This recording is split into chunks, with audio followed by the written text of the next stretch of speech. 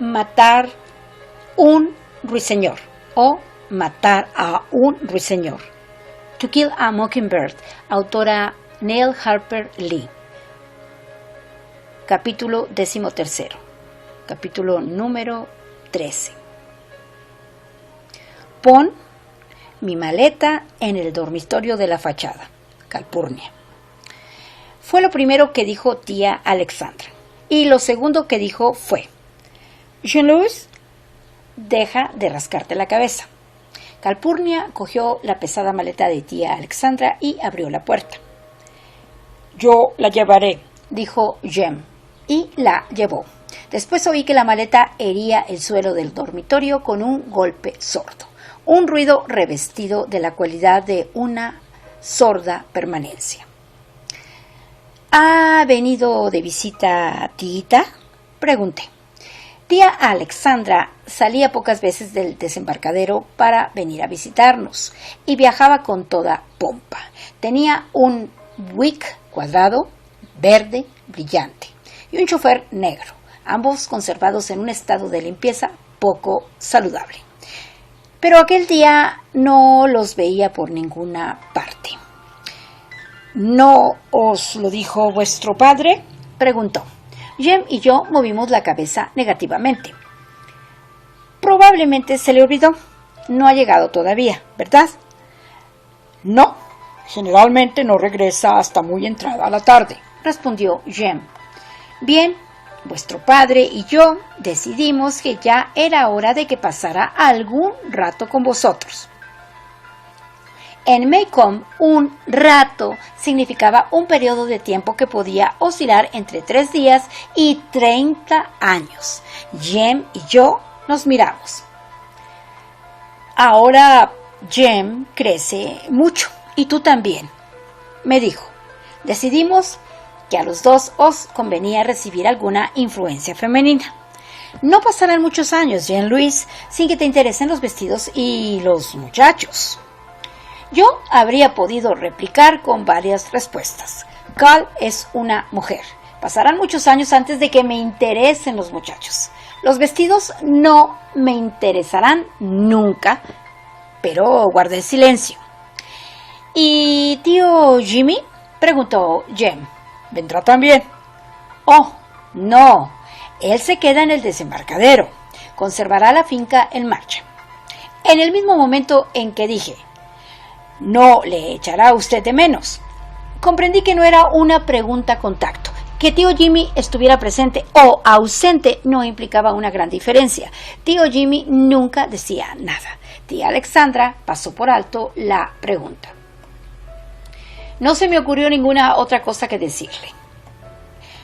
Lo cierto es que nunca se me ocurría nada que decirle, y me senté pensando en conversaciones pretéritas y penosas que habíamos sostenido. ¿Cómo estás, Jean-Louis? Perfectamente, gracias, señora. ¿Cómo está usted? Muy bien, gracias. ¿Qué has hecho todo este tiempo? ¿No haces nada? No. Tendrás amigos, ciertamente. Sí. Bien. Pues, ¿qué hacéis todos juntos? Nada. Era evidente que Tita me creía en extremo obtusa, porque una vez oí que le decía a Atticus que yo era tarda de comprensión.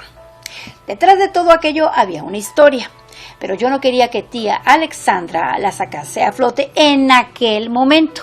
Aquel día era domingo y en el día del Señor, tía Alexandra se mostraba positivamente irritable. Me figuro que se debía a su corsé de los domingos.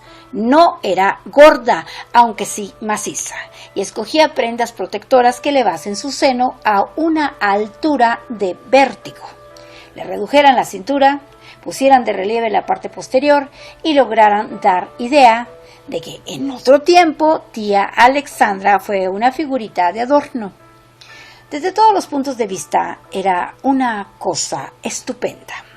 El resto de la tarde transcurrió en medio de la suave melancolía que desciende cuando se presentan los parientes, pero la tristeza se disipó cuando oímos entrar un coche en el paseo.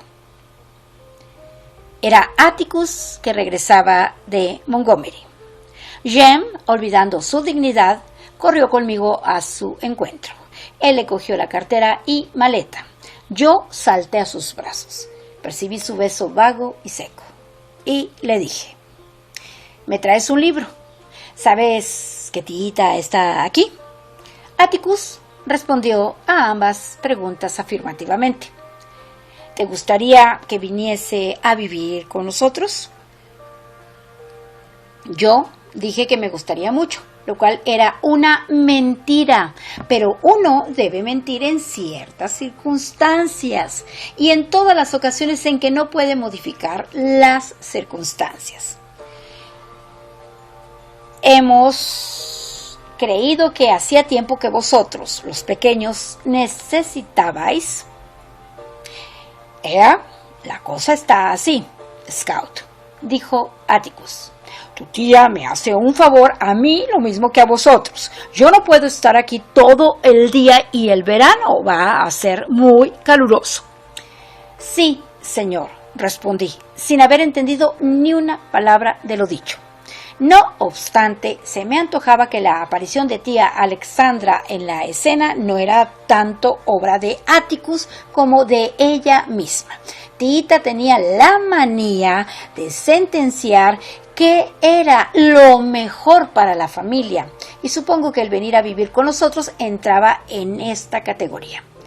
Maycomb le dio la bienvenida. Miss Maudie Atkinson preparó un pastel tan cargado de licor que me embriagó.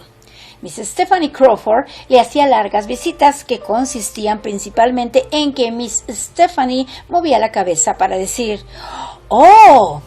¡Oh! ¡Oh!». Miss Rachel, la de la puerta de al lado, retenía a tía Alexandra a tomar el café por las tardes, y Mr. Nathan Bradley llegó al extremo de subir al porche de la fachada y decirle que se alegraba de verla. Cuando estuvo definitivamente acomodada con nosotros y la vida recobró su ritmo cotidiano, pareció como si tía Alexandra hubiese vivido siempre en nuestra casa. Los refrescos con que obsequiaba a la sociedad misionera se sumaron a su reputación como anfitriona. No permitía que Calpurnia preparase las golosinas requeridas para que la sociedad aguantase los largos informes sobre los cristianos de arroz. En los Estados Unidos llaman cristianos de arroz a los chinos y japoneses que se convierten por las raciones de arroz que reparten las misiones o por gozar de otras ventajas. Se afilió al club de escribientes de Maycomb y pasó a ser la secretaria del mismo. Para todas las reuniones que constituían la vida social del condado, tía Alexandra era uno de los pocos ejemplares que quedaban de su especie. Tenía modales de yate fluvial y de internado de señoritas. En cuanto salía a recluir la moral en cualquiera de sus formas, ella la defendía. Había nacido en caso acusativo. Era una murmuradora incurable. Cuando tía Alexandra fue a la escuela, la expresión dudar de sí mismo no se encontraba en ningún libro de texto. Por lo tanto, ignoraba su significado. Nunca se aburría y en cuanto se le ofrecía la menor oportunidad, ejercitaba sus prerrogativas reales. Componía, aconsejaba, prevenía y advertía. Jamás dejaba escapar la ocasión de señalar los defectos de otros tribales, para mayor gloria del nuestro, costumbre que Jem más bien le divertía que le enojaba. Tita debería tener cuidado con lo que dice, sacar al sol los trapitos sucios de la mayoría de personas de Maycomb, y resulta que son parientes nuestros. A subrayar el aspecto moral del suicidio de Sam Merriweather, tía Alexandra dijo que era debido a una tendencia mórbida de la familia. Si a una chica de 16 años se le escapaba una risita en el coro de la iglesia, tía Alexandra decía: Eso viene a demostraros simplemente que todas las mujeres de la familia Penfield son traviesas.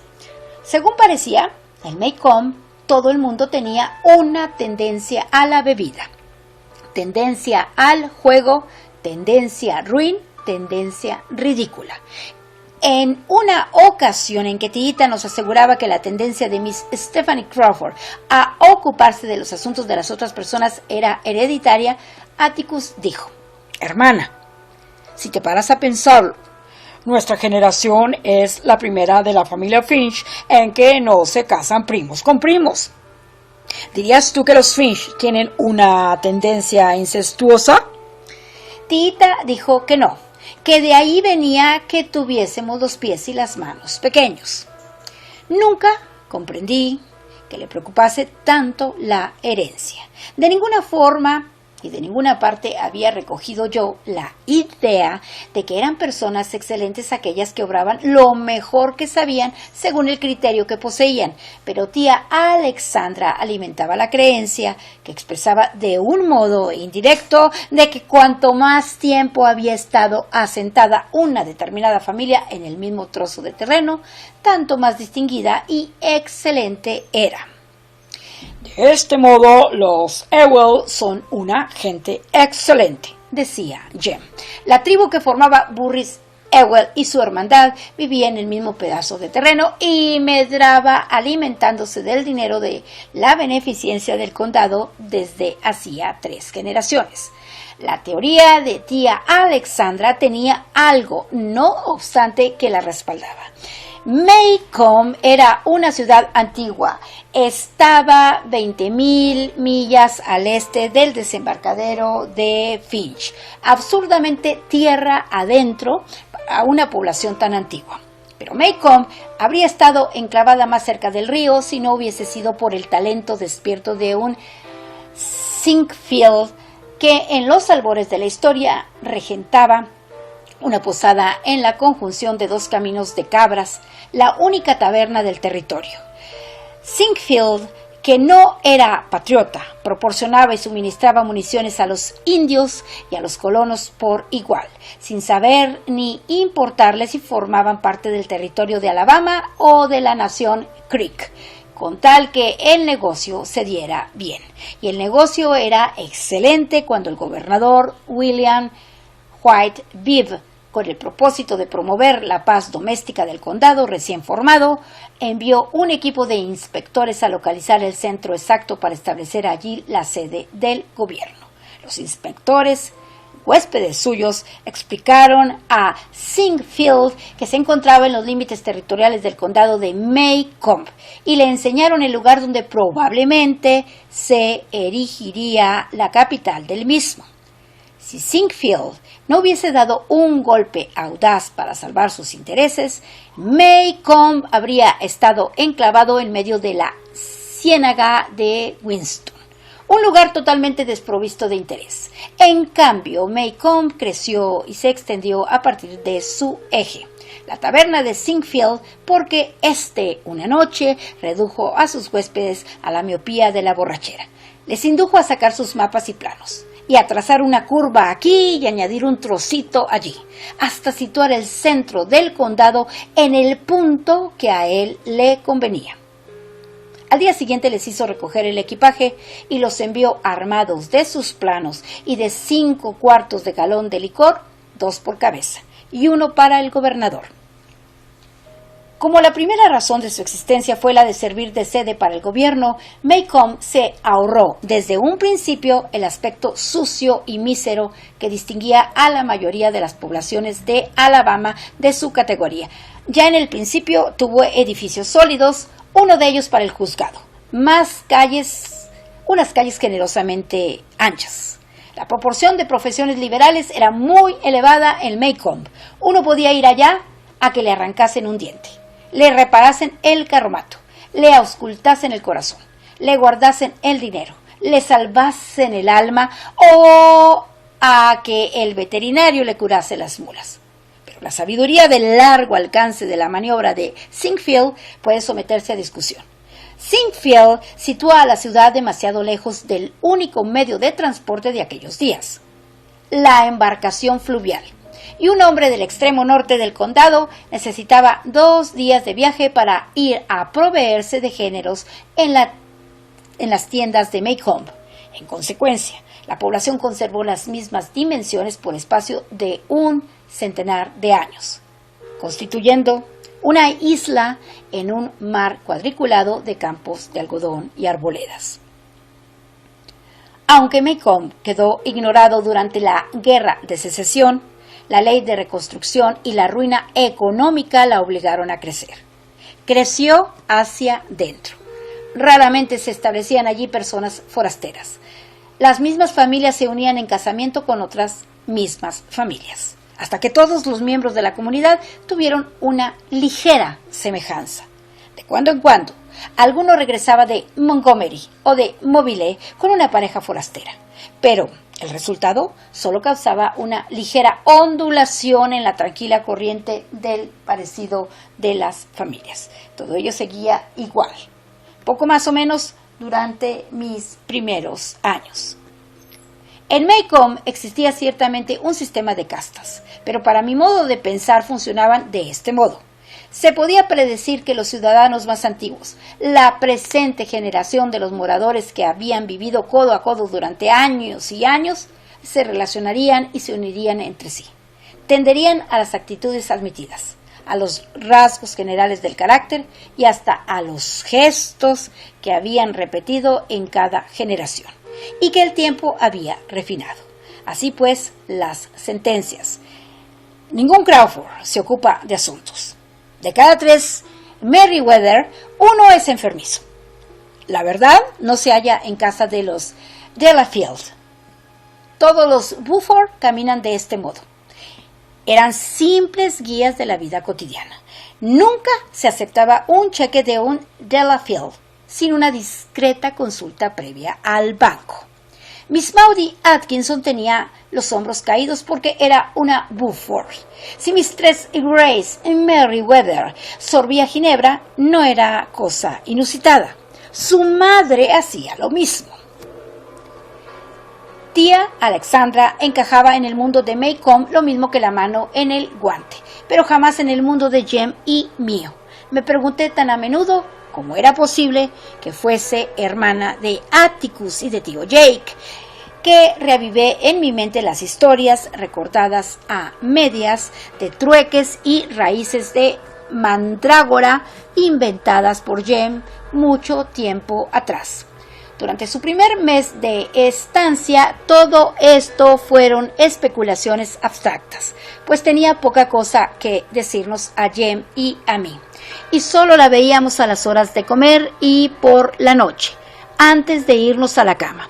Era verano y pasábamos el tiempo al aire libre. Naturalmente, algunas tardes, al entrar corriendo a beber un trago de agua, encontraba la sala de estar invadida de damas de Maycomb que bebían, susurraban y se abanicaban, y a mí se me ordenaba: Jean-Louis, ven a hablar con estas señoras. Cuando yo aparecía en el umbral, Tiita tenía una cara como si lamentase haberme llamado.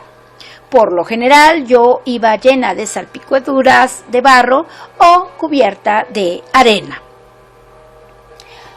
Habla con tu prima Lily, me dijo una tarde, cuando me tuvo en el vestíbulo cogida en la trampa.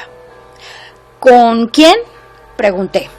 Con tu prima Lily Brooke, dijo tía Alexandra. ¿Lily es prima nuestra? No lo sabía. Tía Alexandra se las compuso para sonreír de un modo que transmitía una suave petición de excusas a prima Lily y una fuerte reprimenda a mí. Más tarde, cuando Lily Brooke se hubo marchado, nos declaró a Jem y a mí lo lamentable que era que nuestro padre hubiera olvidado hablarnos de la familia e inculcarnos el orgullo de ser unos Finch. A continuación salió de la sala y regresó con un libro de cubiertas moradas, con unas letras impresas en oro que decían: Meditaciones de Joshua S. Santa Clare. Tu primo escribió este libro, dijo tía Alexandra. Era un hombre notable. Jem examinó el pequeño volumen. Es el primo Joshua que estuvo encerrado tanto tiempo. ¿Cómo estás enterado de eso?, preguntó a su vez tía Alexandra. ¡Caramba! Atticus dijo que en la universidad le suspendieron y trató de pegarle un tiro al presidente del tribunal. Dijo que el primo Joshua afirmaba que el presidente no era otra cosa que un buscacloacas y que intentó disparar contra él con una vieja pistola de pedernal, solo que el arma le estalló en la mano. Atticus dice que a la familia le costó $500 el sacarle de aquel lío. Tía Alexandra estaba inmóvil, de pie y tiesa como una cigüeña. Basta ya, dijo. Luego hablaremos de esto. Antes de la hora de acostarme, estaba yo en el cuarto de Jem tratando de que me prestase un libro, cuando Atticus dio unos golpecitos en la puerta y entró. Sentóse en el borde de la cama de Jem, nos miró muy serio y luego sonrió.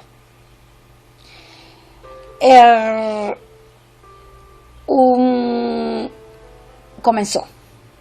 Había empezado a adquirir la costumbre de preludiar algunas de las cosas que decía con unos sonidos guturales, por lo cual yo pensaba que quizá al fin se hacía viejo, aunque tenía el mismo aspecto de siempre. No sé cómo decirlo exactamente, anunció. Pues dilo y nada más, replicó Jem. ¿Hemos hecho algo? Nuestro padre se estrujaba los dedos. No. Solo quería explicarte que tu tía Alexandra me ha pedido... Hijo, tú sabes que eres un Finch, ¿verdad? Esto me han dicho. Jem miraba por el rabillo del ojo. Su voz subió de tono sin que la pudiera dominar. Atticus, ¿qué pasa? Atticus cruzó las piernas y los brazos. Estoy tratando de explicarte las realidades de la vida. El disgusto de Jem fue en aumento. Conozco todas esas sandeces, dijo. Atticus se puso súbitamente serio. Con su voz de abogado, sin la sombra de una inflexión, dijo. Tu tía me ha pedido que probase de inculcaros a ti y a Jean-Louis la idea de que no descendéis de gente vulgar, de que sois el producto de varias generaciones de personas de buena crianza. Atticus se interrumpió para ver cómo yo localizaba una nigua huidiza en mi pierna. De buena crianza, continuó, cuando la hube encontrado y escarbado. Y que debéis tratar de hacer honor a vuestro nombre. Me ha pedido que os diga que debéis tratar de portaros como la damita y el pequeño caballero que sois. Quiere que os hable de nuestra familia y de lo que ha significado para el condado de Maycomb en el transcurso de los años, con el fin de que tengáis idea de quiénes sois y os sintáis impulsados a obrar en consecuencia, concluyó de un tirón. Jem y yo nos miramos atónitos, luego miramos a Atticus, quien parecía molestarle el cuello de la camisa, pero no le contestamos nada. Un momento después, yo cogí un peine de la mesa del tocador de Jem y me puse a frotar sus púas contra el borde de la mesa.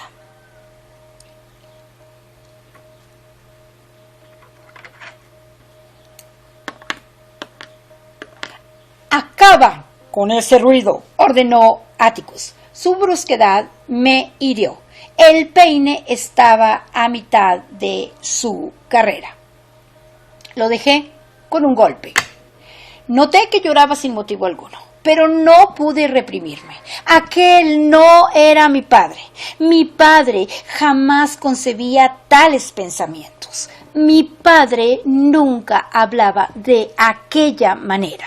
Fuese como fuere, tía Alexandra le había asignado aquel papel. A través de las lágrimas, vi a Jem plantado en un similar estanque aislamiento. En un similar estado de aislamiento. Tenía la cabeza inclinada hacia un lado. Aunque no sabía a dónde ir, me volví para marcharme y topé con la chaqueta de Atticus. Hundí la cabeza en ella y escuché pequeños ruidos internos que se producían detrás de la delgada tela azul. El tic-tac del reloj de bolsillo, el leve crepitar de la camisa almidonada, el sonido suave de la respiración de mi padre. «¿Te ronca el estómago?», le dije. Lo sé, respondió. «Te conviene tomar un poco de agua carbónica». la tomaré, prometió. «Atticus, esta manera de proceder y todas estas cosas van a cambiar la situación. Quiero decir, vas a...». Sentí su mano detrás de mi cabeza. No te inquietes por nada, me dijo. no es tiempo de inquietarse. Al oír estas palabras, comprendí que había vuelto con nosotros. La sangre de mis piernas empezó a circular de nuevo y levanté la cabeza. ¿Quieres de veras que hagamos todas esas cosas? Yo no puedo recordar todo lo que se da por supuesto que los Finch deberían hacer. No quiero que recuerdes nada. Olvídalo. Atticus se encaminó hacia la puerta y salió del cuarto, cerrando la puerta tras de sí. Estuvo a punto de cerrarla con recio golpe, pero se dominó en el último momento y la cerró suavemente, mientras Jem y yo mirábamos fijamente en aquella dirección. La puerta se abrió de nuevo y Atticus asomó la cabeza. Tenía las cejas levantadas y se le habían deslizado las gafas. Cada día me vuelvo más como el primo Joshua, ¿verdad? ¿Creéis que acabaré costándole $500 a la familia? Ahora comprendo su intención, pero es que Atticus solo era un hombre. Para esa clase de trabajo se precisa una mujer.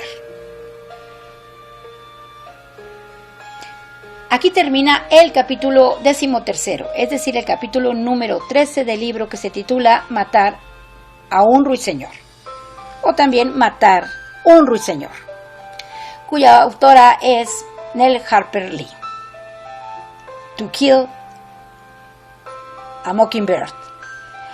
Son las 2 de la tarde con 12 minutos y hoy es un caluroso jueves